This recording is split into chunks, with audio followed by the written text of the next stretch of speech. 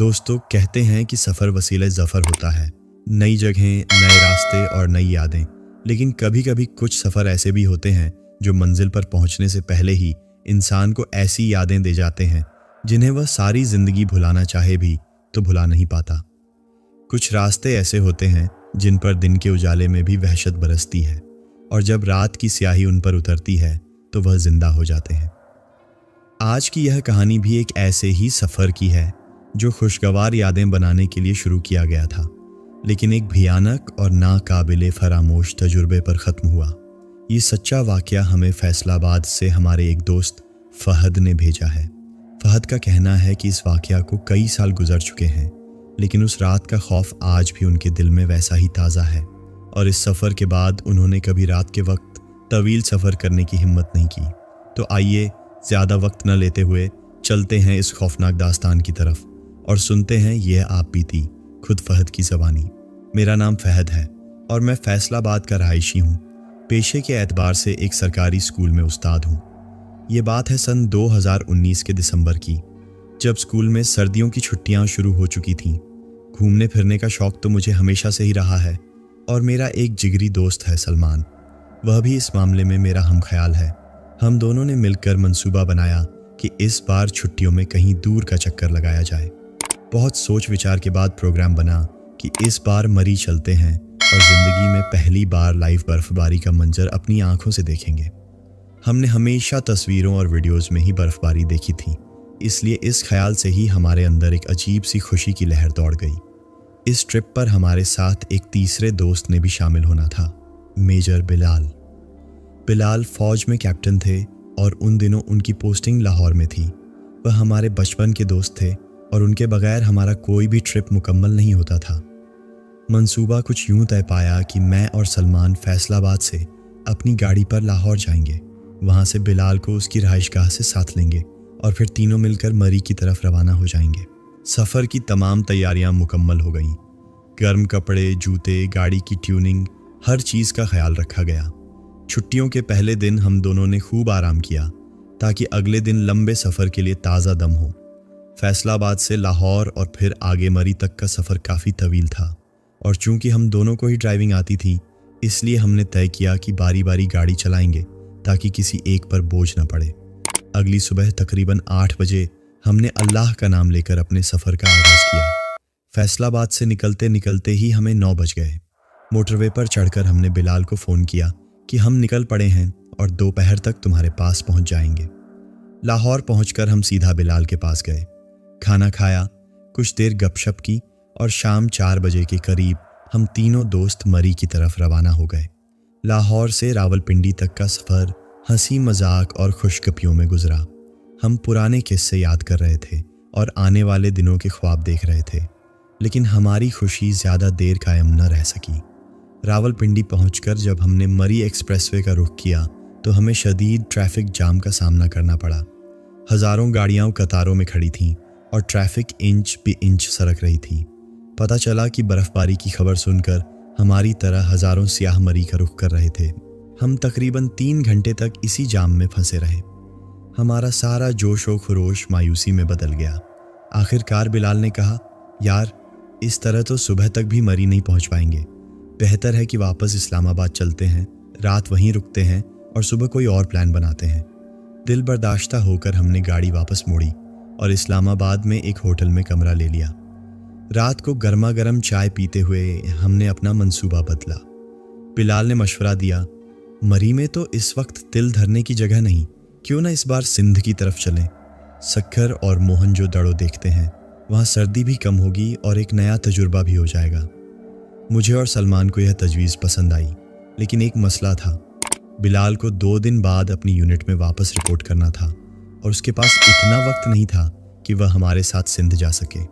उसने अफसोस का इजहार करते हुए कहा, यार तुम दोनों जाओ और एंजॉय करो, मेरी छुट्टी कम है, मैं यहीं से कल सुबह लाहौर वापस चला जाऊंगा, हम फिर कभी इकट्ठे चलेंगे। ये सुनकर हमारा दिल तो ख़राब हुआ, लेकिन मजबूरी थी। अगली सुबह हमने बिलाल को बस स्टॉप पर छोड़ा और ख़ुद सक्खर की तरफ रवाना हो गए। अब इस सफ़र में मैं और सलमान एक बार फिर अकेले थे। इस्लामाबाद से सक्खर तक का सफ़र नया और दिलचस्प था। शाम तक हम मुल्तान पहुंच गए। वहाँ हमने रात के खाने के लिए एक होटल पर क़याम किया। खाने के दौरान मैंने सलमान से कहा, यार सफ़र काफ़ी लंबा हो गया है, आज रात यहीं मुल्तान में रुक जाते हैं, सुबह ताज़ा दम होकर आगे चलेंगे। लेकिन सलमान, जो हमेशा सफ़र को लेकर बहुत परजोश रहता था, फ़ौरन बोला, नहीं यार फ़हद, बस थोड़ा ही तो रास्ता रह गया है। सक्खर मुल्तान मोटरवे नया नया बना है, चंद घंटों में पहुंच जाएंगे। वहां पहुंचकर आराम से सोएंगे। मैं थका हुआ था और मेरा दिल रात के स्वर को नहीं मान रहा था, लेकिन दोस्त की जिद के आगे मैं खामोश हो गया। रात तकरीबन 9 बजे हमने मुल्तान से दोबारा सफ़र शुरू किया। अब ड्राइविंग की बारी सलमान की थी। हम नए नवेली मोटरवे पर थे। सड़क मक्खन की तरह हमवार थी और गाड़ी हवा से बातें कर रही थी। शुरू में तो सब ठीक था, लेकिन तकरीबन आधा घंटा ही गुजरा था कि मौसम ने अंगड़ाई ली। हल्की हल्की धुंध पड़ना शुरू हो गई और जैसे जैसे हम आगे बढ़ते जा रहे थे, धुंध गहरी होती जा रही थी। 1 घंटे की ड्राइविंग के बाद धुंध इतनी शदीद हो गई कि 10 फुट से आगे कुछ दिखाई नहीं दे रहा था। मैंने घड़ी पर वक्त देखा तो रात के 12 बज चुके थे। वह वसीया ओ अरीज मोटरवे बिल्कुल वीरान पड़ा था। न कोई गाड़ी हमारे आगे न पीछे। ऐसा महसूस हो रहा था जैसे इस पूरी कायनात में सिर्फ हमारी गाड़ी ही चल रही है। धुंध और वीरानी ने मिलकर एक अजीब सी वहशत तारी कर दी थी। अचानक कुछ फासले पर हमें सुरख और नीली बत्तियां चमकती हुई नजर आईं। करीब पहुंचे तो देखा कि मोटरवे पुलिस की गाड़ियां खड़ी थीं और उन्होंने रास्ता बंद किया हुआ था। एक अहलकार ने हमें रुकने का इशारा किया और बताया, आगे शदीद धुंध की वजह से एक बड़ा हादसा हो गया है। हमने मोटरवे को आर्जी तौर पर बंद कर दिया है। आप लोग यहाँ से अगले इंटरचेंज से नीचे उतर जाइए और बाकी का सफ़र जीटी रोड से कर लें। हमारे पास उनकी बात मानने के सिवा कोई चारा नहीं था। मोटरवे से नीचे उतरते ही हम एक कच्ची पक्की तंग सड़क पर आ गए। मोबाइल में गूगल मैप लगाया तो पता चला कि मरकज़ी जीटी रोड यहाँ से तकरीबन 17 किलोमीटर दूर है। यहाँ धुंध मोटरवे से भी ज़्यादा गहरी और काली थी। मुझे अपने दिल पर एक अनजाना सा बोझ महसूस होने लगा। हमें क्या मालूम था कि यह 17 किलोमीटर का मुख्तसर रास्ता हमारी ज़िंदगी का सबसे तवील और भयानक तरीन सफ़र साबित होने वाला था। मोटरवे से उतरकर हम जिस रास्ते पर आए थे वह शायद ही कोई सड़क कहलाने के लायक थी। टूटी फूटी, तंग और दोनों तरफ लंबी लंबी झाड़ियों और ऊंचे ऊंचे दरख्तों से घिरी हुई। यहाँ धुंध इतनी गहरी थी कि ऐसा लग रहा था जैसे हम बादलों के समुंदर में गाड़ी चला रहे हों। सलमान बमुश्किल 30-40 की रफ्तार से गाड़ी चला रहा था और उसकी नज़रें पूरी तरह सड़क पर जमी हुई थीं। इस वीरान और पुरअसरार रास्ते पर हमारी गाड़ी के अलावा किसी और इंसान या गाड़ी का नाम और निशान तक नहीं था।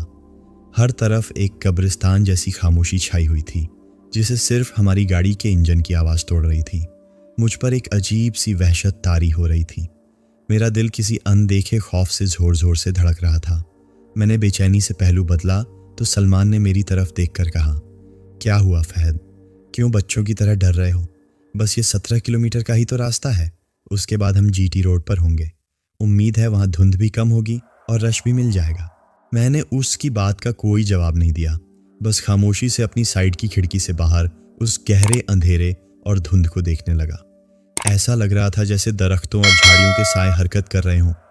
मैंने अपनी आंखें फाड़ फाड़ कर अंधेरे में कुछ देखने की कोशिश की। सड़क के दोनों तरफ गन्ने के खेत थे, जिनकी ऊंचाई ने मंजर को और भी खौफनाक बना दिया था।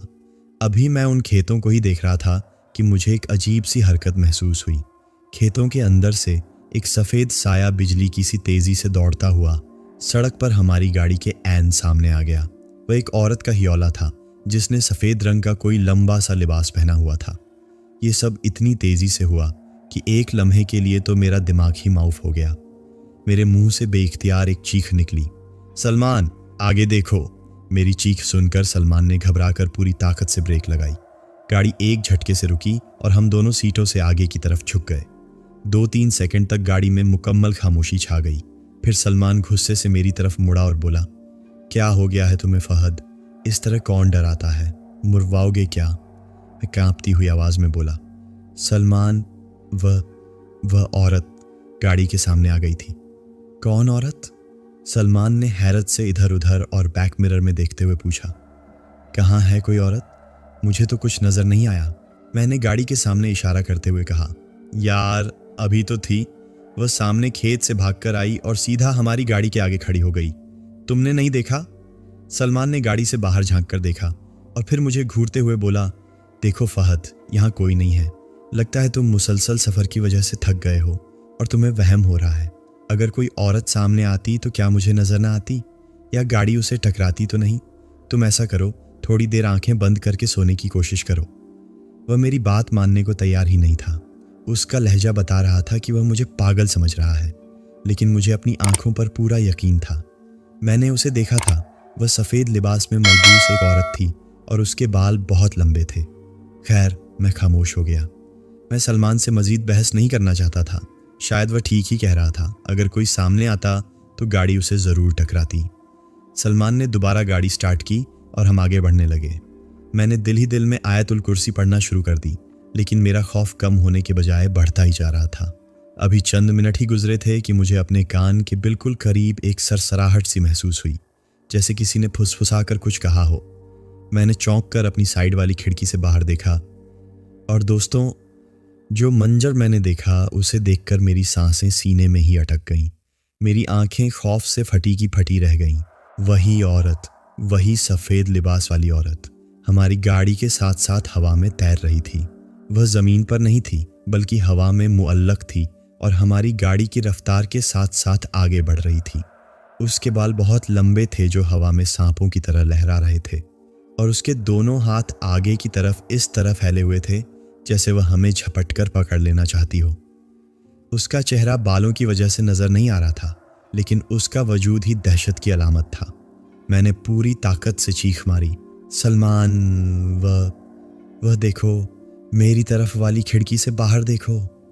मेरी दहशत भरी चीख सुनकर सलमान ने गर्दन घुमाकर मेरी तरफ देखा और इस बार उसकी भी चीख निकल गई, क्योंकि इस बार वह मखलूक उसे भी साफ दिखाई दे गई थी। उसने खौफ के मारे धुंध की परवाह किए बगैर गाड़ी का एक्सीलीटर दबा दिया। गाड़ी की रफ्तार अचानक बढ़ गई, लेकिन वह भयानक मखलूक अभी तक हमारे साथ साथ उड़ रही थी।